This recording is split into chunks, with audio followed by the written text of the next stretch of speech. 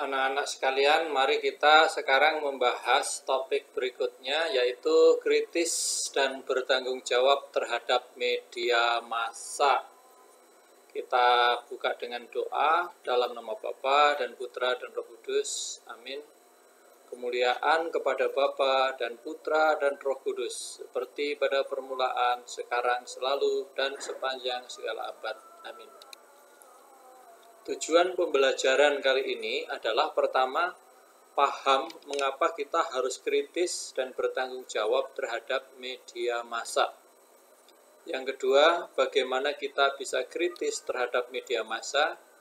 Dan yang ketiga, bagaimana bertanggung jawab menggunakan media massa. Dan yang keempat, ajaran Yesus untuk kritis terhadap pengaruh negatif media.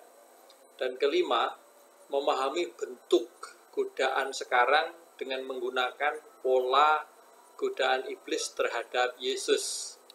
Nah, mengapa kita harus kritis dan bertanggung jawab terhadap media massa? Kita bisa lihat karena di internet, di Instagram, di media-media sosial yang lain, itu ada begitu banyak bermacam-macam informasi, baik informasi buruk maupun informasi baik. Jadi di sana itu banyak sekali informasi-informasi baik, tetapi juga tidak sedikit informasi-informasi buruk mengenai kekerasan, mengenai pornografi, mengenai penipuan, dan masih banyak lagi. Bahkan ada brainwashing, cuci otak melalui media massa. Banyak sekali peristiwa kejahatan terjadi karena orang melihat film, melihat YouTube, konten-konten yang tidak bagus. Maka kita harus kritis dan bertanggung jawab. Kita harus bisa memilih. Bagaimana kritis terhadap media massa? Pertama, memilih situs yang sesuai usia. Kalau usia kita ini pelajar 13-15 tahun, situs-situs itu yang harus kita pilih. 2. Menggunakan media ketika diperlukan untuk pengembangan diri, untuk mengerjakan tugas, untuk belajar, untuk latihan. Saya mempunyai siswa, dia pintar sekali bahasa Jepang, padahal di sekolah ini tidak ada pelajaran bahasa Jepang. Dia belajar dari YouTube bahasa Jepang, bahasa Korea, dan setelah lulus SMA dia kuliah di Korea, dan seterusnya. 3. Mencari hiburan yang sehat-sehat di media massa. Banyak hiburan-hiburan yang sehat, misalkan stand-up comedy, misalnya. Banyak juga video-video motivasi di YouTube, misalkan 2 minutes for hope. Itu. Nah, bertanggung jawab menggunakan media massa. Bagaimana caranya bertanggung jawab? Pakailah untuk hal-hal yang positif, untuk mengerjakan pekerjaan sekolah, untuk pengembangan diri, untuk memberikan semangat kepada orang lain, untuk menebarkan hal-hal yang positif. Nah, itu gunakan secara bertanggung jawab. Dan jangan berlama-lama di media sosial. Jangan lama-lama menggunakan internet. Mengapa? Selain itu tentu kuota. Ingat, kalian masih belum mempunyai penghasilan. Juga bisa merusak mata dan merusak pola pikir jika kita tidak bisa menggunakan secara bijak. Nah, postinglah hal-hal yang positif. Ingat, apa yang kalian posting di media sosial itu tidak akan pernah hilang walaupun kamu sudah menghapusnya. Ini akan terus terekam, sehingga suatu saat ketika kalian mencari beasiswa atau pekerjaan, calon pemberi beasiswa atau pemilik pekerjaan itu akan mengetahui, mencari identitas dirimu dari apa yang kamu posting. Nah, kalau yang diposting hal-hal yang mengeluh, keluhan-keluhan, pasti dia juga nggak akan dipanggil dalam dunia kerja. Tidak digunakan untuk menjelekkan orang lain. Pakailah media sosial itu untuk memotivasi, jangan menjelekkan orang lain. Kita ingat, Yesus mengatakan jangan menghakimi, tetapi kasihilah musuhmu. Dan bukan untuk curhatan. Bahaya sekali ketika curhat di media sosial. Orang bisa lihat, oh dia lagi galau, maka bisa dimanfaatkan untuk hal-hal yang sifatnya buruk. Nah, Yesus mengajarkan kritis terhadap pengaruh media massa yang negatif.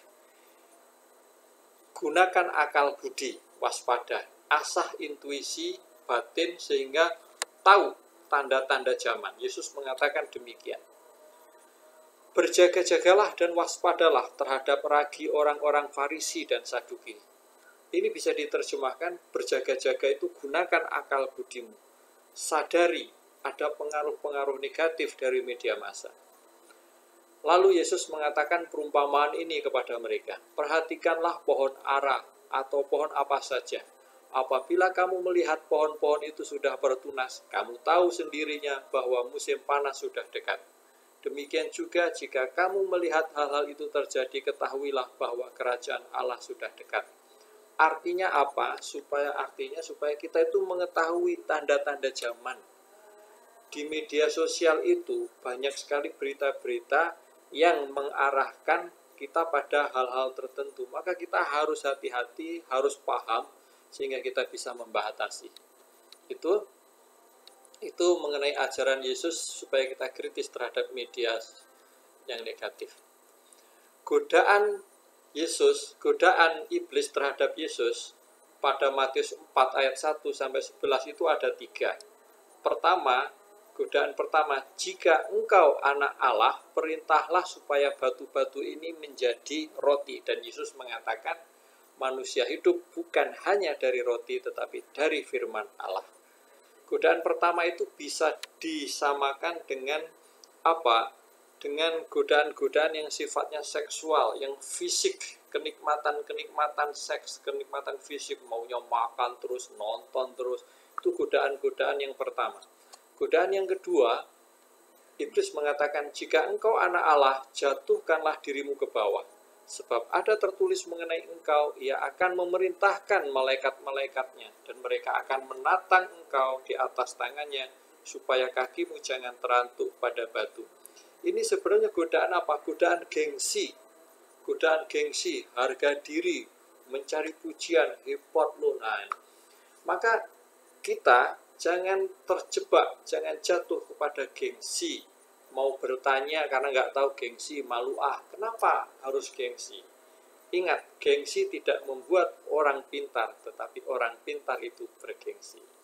Nah, godaan yang ketiga, iblis mengatakan, semua itu akan kuberikan kepadamu jika engkau sujud menyembah aku. Jadi iblis menunjukkan kepada Yesus semua kerajaan dunia dan semua kemewahan kerajaan dunia diberikan kepada Yesus kalau Yesus menyembah iblis. Yesus mengatakan, hanya Allah yang boleh engkau sembah. Godaan yang ketiga itu adalah godaan untuk menyembah berhala. Dunia modern, berhala itu bisa berbagai macam bentuk. Bisa kekayaan, bisa nama baik, popularitas. Orang untuk mengejar popularitas bisa mengorbankan apa saja termasuk harga dirinya. Itu berarti dewanya popularitas. Jadi ada 3 jenis godaan yang diberikan iblis kepada Yesus, dan polanya itu ada dalam sekarang. Yang pertama itu adalah godaan seksual, godaan fisik, kenikmatan. Godaan kedua gengsi, godaan ketiga menyembah berhala. Refleksi kita ada 3. Bagaimana sikap kritis terhadap media massa? Tulis bagaimana sikap kritis. 2. Apa 3 jenis godaan yang dihadapi Yesus dan bagaimana Yesus menghadapinya? Godaan Yesus itu apa? 1, 2, 3, dan bagaimana Yesus menjawabnya. Yang ketiga, tulislah pengalamanmu untuk mengatasi godaan. Mungkin pernah kamu merasa digoda melakukan sesuatu dan kamu berhasil tidak mengikuti godaan itu. Bagaimana kalian mengatasi? Nah, itu pelajaran kita hari ini, dan selamat membuat refleksi. Bisa, pasti bisa. Kemuliaan kepada Bapa, Putra, dan Roh Kudus, seperti pada permulaan, sekarang, selalu, dan sepanjang segala abad. Amin. Bapa,